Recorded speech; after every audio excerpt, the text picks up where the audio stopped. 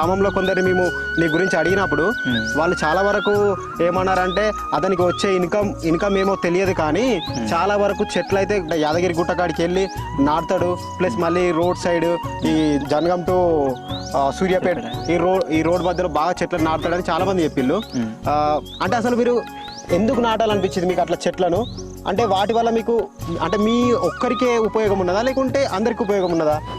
Correct point అన్న. నేచర్కి సంబంధించి సో నేను నాటడానికి కారణం ఏంటంటే నా వంతుగా నేను కృషి చేస్తున్నా, నా వంతుగా నేను అవేర్నెస్ తెప్పిస్తున్నా.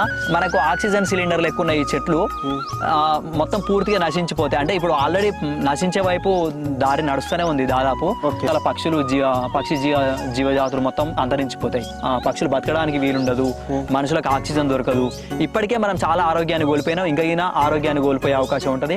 దానికోసం అవేర్నెస్ తెప్పించుకుంటా చెట్లను నాటుతున్నా. ఈ వీడియో ద్వారా ప్రతి ఒక్కరూ మీరిగిన చెట్లు నాటాలని నేను కోరుకుంటున్నాను.